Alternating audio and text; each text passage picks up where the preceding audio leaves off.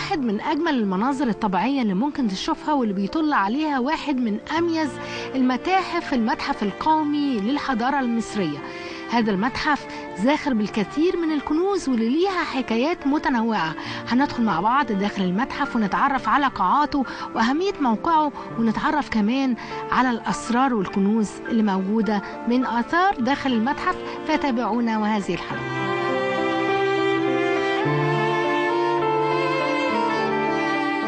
المتحف القومي للحضارة المصرية هو متحف يقع في مدينة الفسطاط بالقاهرة على مساحة 33.5 فدان، ويستوعب المتحف 50,000 قطعة أثرية تحكي مراحل تطور الحضارة المصرية، بالإضافة إلى عرض الإنجازات للإنسان المصري في مجالات الحياة المختلفة منذ فجر التاريخ حتى وقتنا الحاضر، كما يحتوي على نماذج وصور فوتوغرافية ومخطوطات ولوحات زيتية وتحف فنية وآثار من العصر الحجري واليوناني والروماني والقبطي والعربي وحضارة السودان والعصر الحديث. ويطل موقع المتحف على بحيرة طبيعية وهي بحيرة عين الصيرة.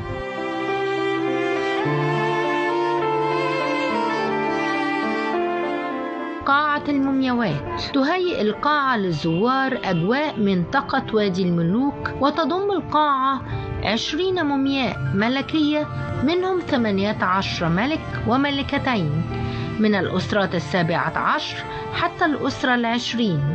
أهم هذه المومياوات مومياء الملك سقنن رع، والملك تحتمس الثالث، والملكة حتشبسوت، والملك رمسيس الثاني، والملك رمسيس الثالث.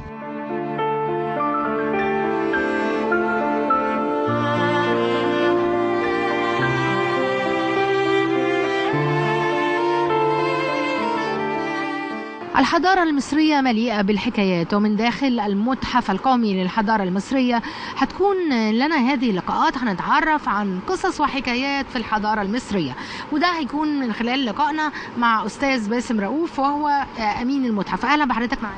أهلا وسهلا. يعني المتحف القومي للحضارة المصرية مليء بالقصص والحكايات. في الأول حابين نعرف اختيار هذا الموقع إيه سببه؟ طبعا المتحف القومي للحضارة المصرية بيوقع في منطقة مصر القديمة الفسطاط. منطقة الفسطاط تعتبر هي أول عاصمة لمصر في أفريقيا والشرق الأوسط، فهي موقعها أساسا هي موقع تاريخي. المتحف القومي في مكان المتحف هنا عند الحفر لبناء المتحف تم اكتشاف مزبغة تاريخية ترجع إلى العصر الفاطمي، ويوجد برضو بحيرة عين الصيرة اللي كانت بتستخدم لعلاج بعض الأمراض الجلدية. فهو موقع تاريخي أصلا اللي هو متحف اللي هي موقع الفسطاط. جميل جدا. ده عن الموقع، ماذا عن التاريخ والنشأة؟ يعني نشأة هذا المتحف وتاريخه بتعود لإيه؟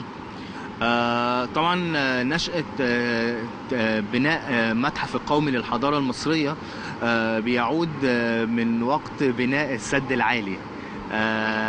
عند بناء السد العالي وبناء وحفر بحيرة ناصر، فكان تعرضت طبعا الآثار في النوبة إلى الغرق، فتم حملة كبيرة برأسها اليونسكو لنقل هذه الآثار والحفاظ على التراث المصري.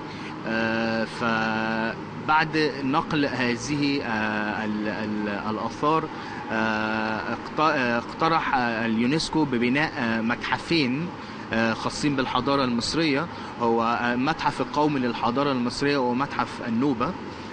فتم اختيار الموقع، طبعا اتغير كذا مرة، وفي الآخر رثي ان هو يقام هنا في هذه المنطقة اللي هي منطقة الفسطاط.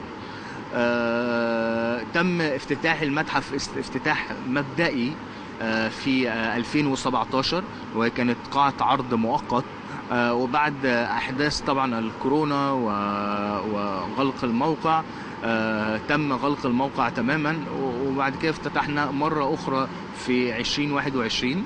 المتحف كان اللي هي قاعة المومياوات والقاعة المركزية، وبعد ليها بسنة طبعا نقل المومياوات كان في موكب مهيب. بالظبط، الموكب كان كبير جدا، يعني تقريبا العالم كله قدر يشوف الموكب ده. في بعديها بسنة بالظبط 2022 تم افتتاح قاعة أخرى وهي قاعة النسيج المصري. طبعا يعني اكيد زي ما ذكرنا نقل المومياوات في موكب مهيب من مقرها القديم في المتحف المصري الى المتحف القومي للحضاره بيثير الفضول عند الناس للكلام عن هذه القاعه وتنظيمها وكيفيه عرض المومياوات. يعني حضرتك ادينا تفاصيل اكتر عن المومياوات اللي موجوده بالمتحف وطريقه عرضها. قاعة المومياوات هنا هي العرض فيها مختلف تماما عن العرض لما كان موجود في المتحف المصري القديم اللي هو في التحرير.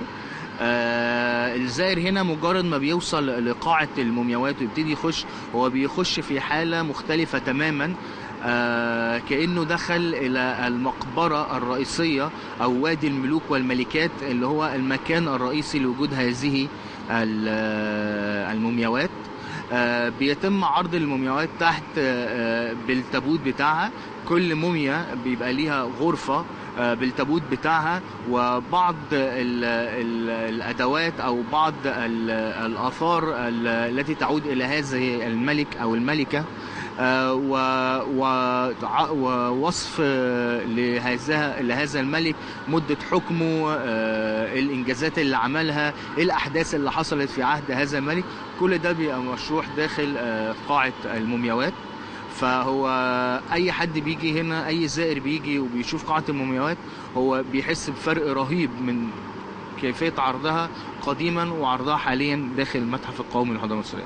اكيد في بريكوشنز او كما يقال محظورات للحفاظ على المومياوات، وفي يعني اكيد معايير معينه للدخول والتعامل مع هذه القاعه. ايه اهم هذه المحظورات وكيفيه التعامل مع قاعه المومياوات؟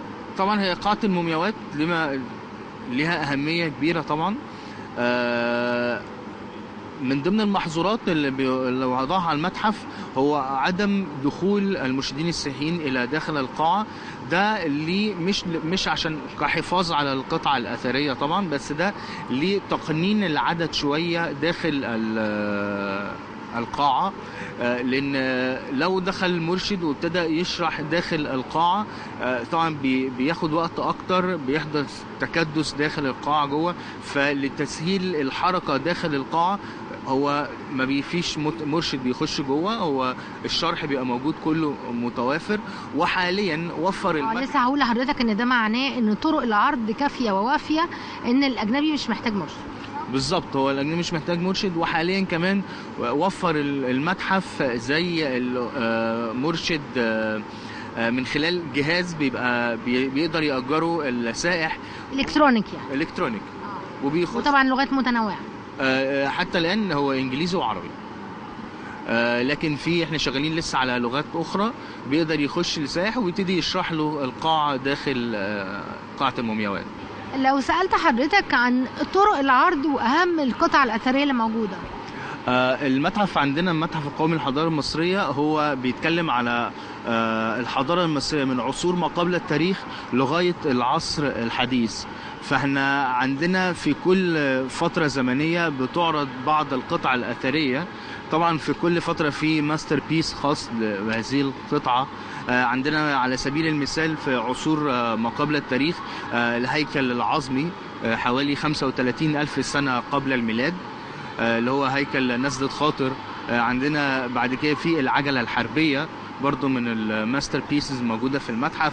عندنا الطرف الصناعي في العصر اليوناني الروماني. عندنا التابوت في العصور المتأخرة. فاحنا عندنا ما يعتبرش عندنا ماستر بيس واحدة بس، لا احنا عندنا ماستر بيسز كتير في المتحف. طب انا هستأذن حضرتك ننتقل لأول قطعة اتكلمنا عليها ونتكلم أكتر عن تفاصيل هذه القطعة الأثرية. تمام.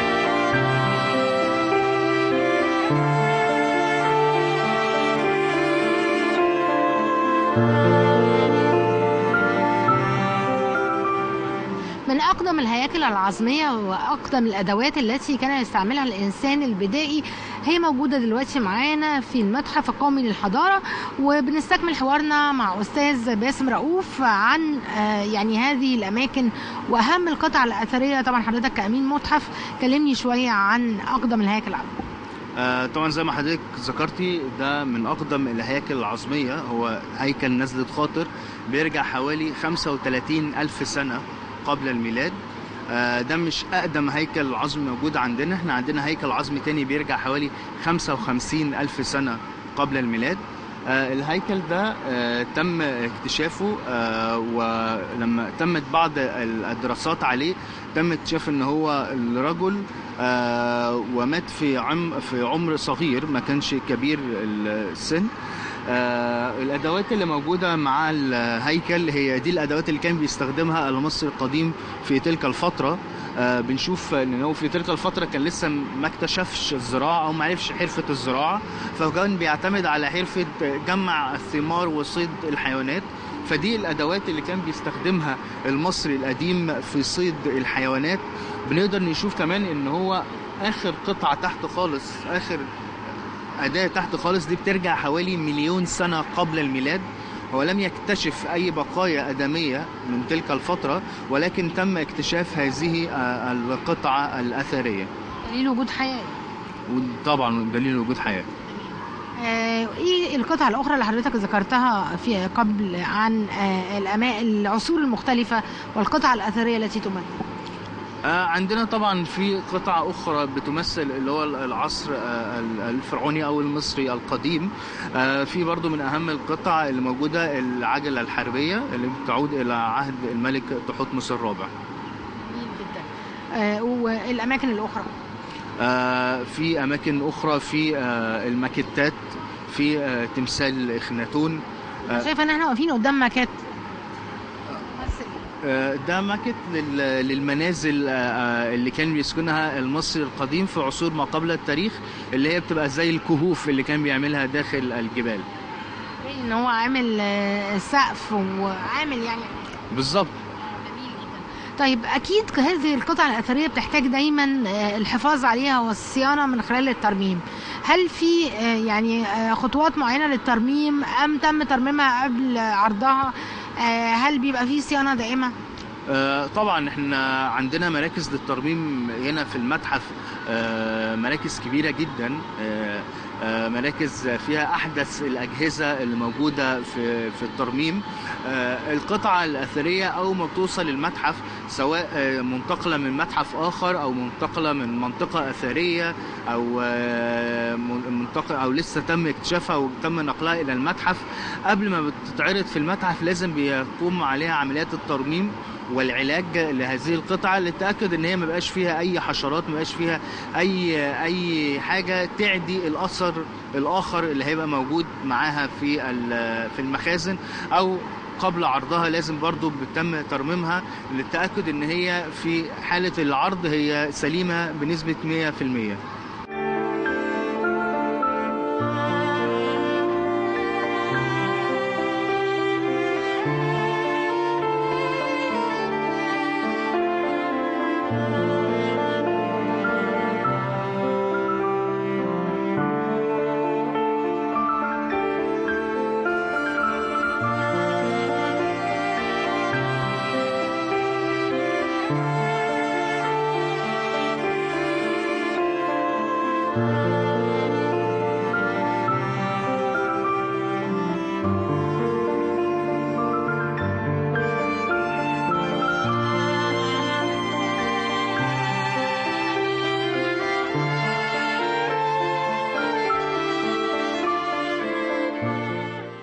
المتحف القومي للحضارة يحتوي على الكثير من الكنوز، لكن المومياوات ليها أهمية خاصة، وبالتأكيد الزوار بيجوا من مختلف أنحاء العالم لزيارة هذا المكان. معنا ضيوفنا نتعرف عليهم.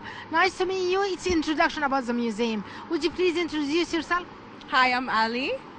I'm from the UK, but I'm Zimbabwean. Yeah, welcome. Hi, I'm Pat. I'm from South Africa and I live in South Africa. Hi, I'm Tsungai and I'm from Zimbabwe, living in the UK. Welcome in Egypt, and I'd like to know about what's your impression about this visit? I think it's really good. I lived in Egypt for a few years. So my friend. How many years? 7. 7 years. Egypt? I'm not Egypt. I'm not Not yet. So, for study or study. Yeah. your dad, for example? Yeah. My family moved here. My whole family moved here. That. So, what's your impression about Egypt? Egypt is beautiful. The people in Egypt are very welcoming and kind. There's a lot of history, and you can still feel that within the culture of the people. So I've loved Egypt. The food is good. Thank you. What about you? You coming for a visit or living here? Yeah, I came for a visit because they're here and we were friends before they moved to You are the guy. I'm the guy. Yeah, she's the guy. So we were friends before she came to Egypt. And I can guess it's first visit. First. It's my first visit. It's like we've been here for 3 days. It's only our 3rd day now. And I've been enjoying it quite a lot. It's very hot. I must say it's quite hot, but I'm enjoying it. The best masterpiece for you in this museum? I think I like the cosmetics quite a lot. Oh, cosmetics. Because I'm... And accessories. Yes, and the accessories and the jewelry. I think that was really nice to see. Egyptian women is very creative Yes, definitely. It's beautiful stuff. in the old ages. Yeah, and you can also tell that they like some of the combs and like the stuff that they use for their eyes. It's the same as what we use today. So I think that was also really interesting to see. Introduce yourself and then talking about So it's my first time in Egypt as well, and I've been loving it completely. It's so different from what I'm used to. Lots of dry sand and everything is hot, but it's a very nice experience so far. And this museum is just incredible. I've never seen anything like it. And I love the statues. I feel like they're just so intricate. I cannot believe that people actually made them and designed them, and they were dug up, very early ages. yeah, years and years ago, and they're still here today. So that's Magic. I've been enjoying. I know, it's like you can't believe it. You think, is it really real or? But yeah, it is. So that's what I've enjoyed. What about this museum? What's your impression about the National Museum? It's very nice. I think it's a bit difficult to navigate. You just walk around, but I think you just read the labels. There's a lot of information on the. Make it easy for you? Yeah, Do you have guide? I don't have a tour guide right now, but I'm just going around and reading through. So it would have been nice to have a tour guide to get more background information, but yeah, it's okay. In all cases, you don't have guides. But the mummies, you are not permitted to have guides. So what about the mummies? And you visit this place, the exhibition of mummies. Is it enough, the labels, or you need more? You need more. I feel like the labels do give you a bit of information, which is really nice, and you get to know who's who of the mummies, which is nice. But I think it's nicer if you had someone to ask questions and get to know a little bit more history, especially since when you're up here, you also don't really have a tour guide. But other than that, they did a really good job because it shows a pathway. It's not just mummies in a room, so that's really good. But yeah, it's still a beautiful experience. But yeah.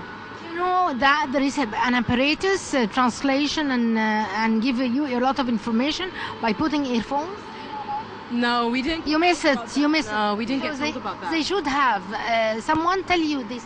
Yeah, no, we didn't get told about. But I think next time, if I come back again, we'll definitely try and see if that Should have it because you have all details in you. Okay, yeah, we'll definitely. For living 7 years in Egypt, what could you tell your friends in England about Egypt?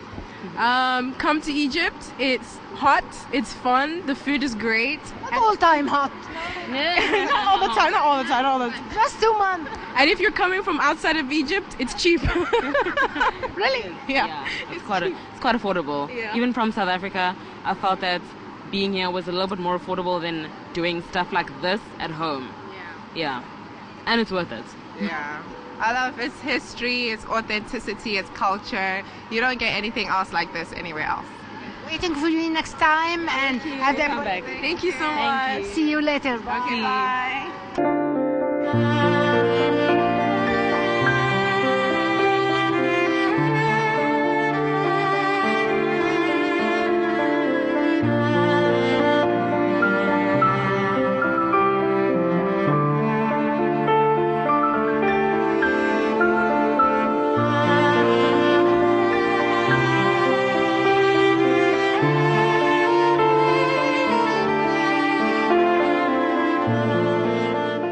عرفنا كثير من الأسرار عن هذه الآثار والكنوز اللي مليئة داخل القاعات المختلفة في المتحف القومي للحضارة المصرية. يا رب تكون حلقتنا عجبتكم. إلى اللقاء وحلقة جديدة.